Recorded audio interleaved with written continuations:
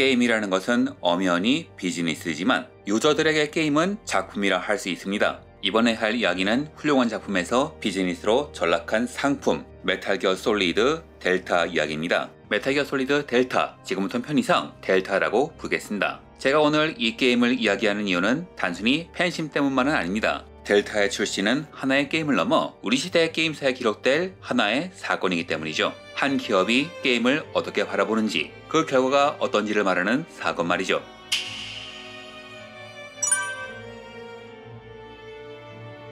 콘텐츠를 만드는 기업의 경우 사업부와 제작팀의 충돌이 유난히 잦습니다. 이유인 즉 사업부는 콘텐츠를 상품으로만 보지만 제작팀은 콘텐츠를 영혼을 담은 작품으로 보기 때문이죠. 그래서 콘텐츠 제작사에게 성공은 이 둘 사이의 균형을 어떻게 맞추느냐에 따라서 달라집니다. 작품을 어떻게 비즈니스할 것인가, 저는 이 균형이 게임 산업의 핵심이 되어야 한다고 생각합니다. 메탈 기어 솔리드는 천재 코지마 히데오의 작품입니다. 영화 감독을 꿈꿨던 그는 서구권 B급 영화에서 많은 영감을 얻어 독창적인 게임 세계를 구축하는 데 탁월한 재능을 보였죠. 물론 초창기 작품들은 표절과 오마주의 경계를 넘나든다는 비판도 있었지만 그럼에도 그 게임들이 명작으로 남은 이유는 두 가지 특징 덕분이었습니다. 첫째, 게임을 하나의 작품으로 보았기에 타협 없는 완성도를 추구했다는 점. 둘째, 그 결과 제작기간과 비용이 눈덩이처럼 불어났다는 겁니다. 이 두 가지 특징은 그가 걸작을 만드는 요인이기도 하지만 자신의 왕국에서 쫓겨나는 비극의 씨앗도 되지요. 2010년경을 기점으로 게임 시장에 지각 변동이 일어납니다. 바로 스마트폰의 등장이었죠. 한번 팔면 끝인 콘솔 패키지와는 달리 유저들이 계속 돈을 쓰는 모바일 게임은 그야말로 황금알을 낳는 거위였습니다. 원래 코나미는 작품이 아닌 상품, 팬이 아닌 소비자를 바라보는 경향이 강했습니다. 즉 작품보단 비즈니스의 중심이죠. 하지만 그들은 스마트폰이 나오기 전까지는 아케이드와 콘솔에 집중할 수밖에 없었는데요. 이후 모바일 시장이 열리면서 코나미는 방침을 바꿉니다. AAA급 콘솔 게임 개발에 들어가는 막대한 비용과 리스크를 감수하는 대신 더 적은 비용으로 더 큰 수익을 내는 모바일 게임과 파친코, 그리고 헬스, 피트니스 사업에 집중하기 시작했죠. 그들에겐 크리에이터의 영웅보다는 사업이 더 중요했으니까요. 이후 2011년 코나미 디지털 엔터테인먼트의 사장으로 다나카 후미야키가 취임하면서 2012년에 그룹을 지배하는 코즈키 일가의 코즈키 타쿠야가 지주사의 대표가 되면서 2015년에 모바일에서 우수한 실적을 거둔 하야카와 히데오가 취임하면서 본격적인 변화의 바람이 불기 시작합니다.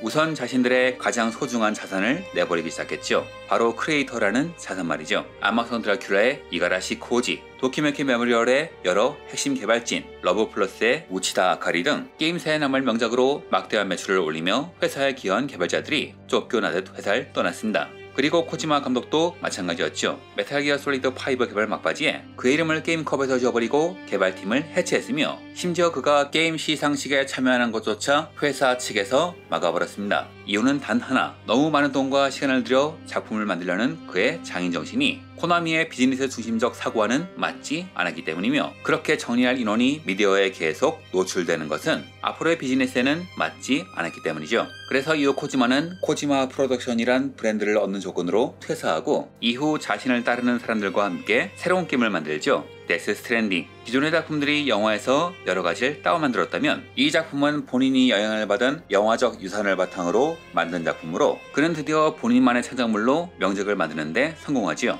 여하튼 코나미는 자신의 방향을 모바일과 파친코로 정하지만 이후 돌발 사태가 터집니다.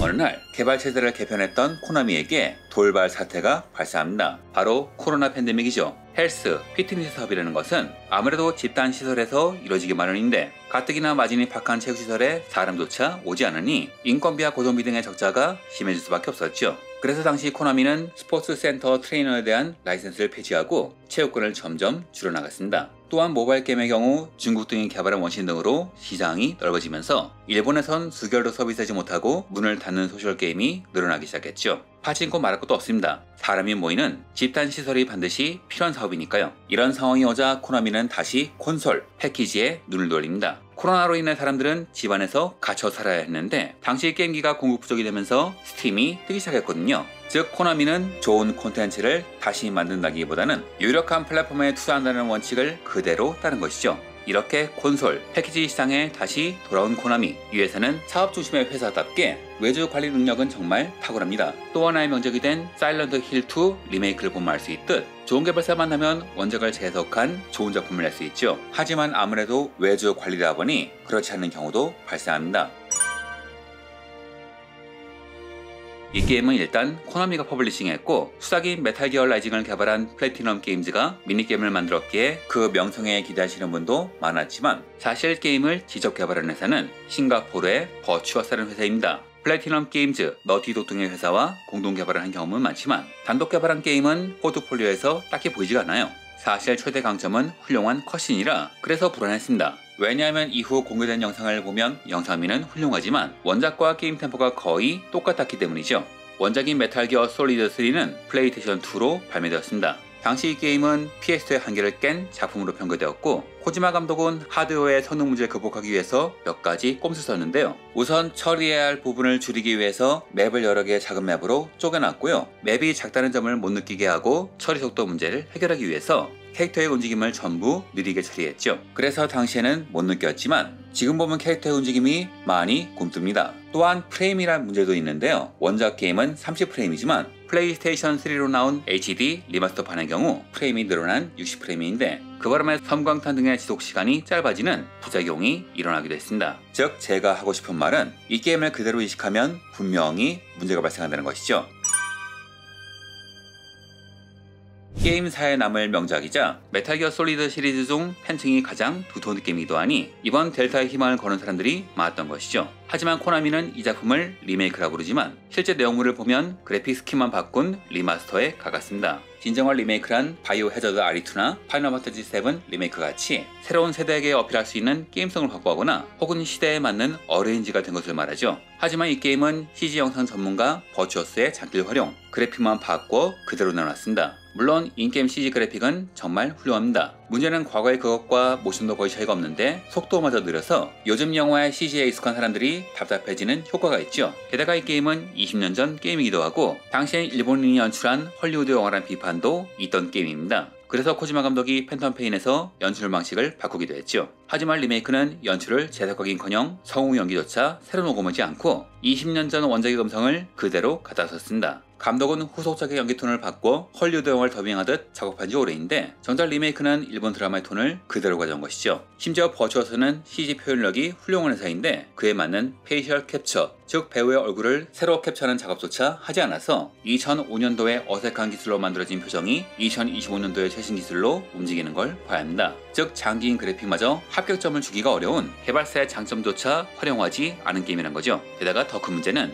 이미 팬들은 이 문제를 모두 해결한 게임 메탈 기어 솔리드 5 팬텀 페인을 플레이했다는 겁니다. 정말 빠른 고속 전투가 가능하며 심지어 오픈월드 방식이라 구역이라는 개념이 희박하기도 하죠. 또한 3의 경우 컷신의 여러 연출이 사실상 일본적이었다면 5의 경우 헐리우드 영화를 방불케 하는 연출로 바뀌었고 발전된 페이셜 캡처 방식으로 사람과 같은 캐릭터가 연기를 합니다. 즉 코나미는 자사의 유산에 3의 발전형에 대한 해답이 있었음에도 굳이 원작을 그래픽만 바꿔 그대로 내놓은 것이죠. 물론 원작을 그대로 이식하는 것도 하나의 선택일 수 있습니다. 하지만 그렇다면 이것은 리메이크가 아니라 리마스터겠죠. 원작의 한계를 극복하고 현 시대에 맞게 재창조하는 리메이크라는 이름을 붙이기엔 너무나도 부족합니다. 이것은 새로운 해석이 아니라 기술력 부족으로 인해 오히려 열화된 그저 게으른 복제품에 가깝기 때문이죠. 이 게임을 제대로 만들려면 요즘 시대에 맞게 맵을 재구성하고 팬텀 페인 정도라도 좋으니 고속 전투가 가능했어야 합니다. 물론 코나미 같은 대기업이 이를 모를 리가 없지요. 하지만 이런 결과가 나온 이유는 과거의 모든 크리에이터를 정리했기 때문에 새로운 구성의 게임성을 부여할 크리에이터가 없는 코나미의 한계 때문이 아닌가 합니다. 2010년경 고전의 HD 리마스터 리메이크가 동의된다는 것을 알자 여러 게임사들은 너나 할 것 없이 이 시장에 뛰어들었습니다. 성공 사례도 실패 사례도 많았지만 원작을 그대로 리마스터 하더라도 원작의 불편함을 해소한다든가 혹은 그대로 만들더라도 최소한의 편의사항을 넣는다든가 과거의 게임성이 더 이상 통용되기 어렵다면 용과 같이 극처럼 추가 컷신과 에피소드, 이벤트를 변경하기라도 하는 등 좋은 리메이크와 리마스터는 고객과 팬에 대한 배려가 있었습니다. 하지만 이 작품은 컷실의 화질이 훌륭하고 중간중간에 나오는 실사 장면의 퀄리티가 올라간 흔적은 보이지만 그 외에는 2005년도 고전을 토시 하나 안 바꾸고 넣어둔 것도 모자라 요즘 시대에 단점이 될 수 없는 것도 그대로 남겨놓았으며 심지어 어떤 단점까지 만든 상품이지요.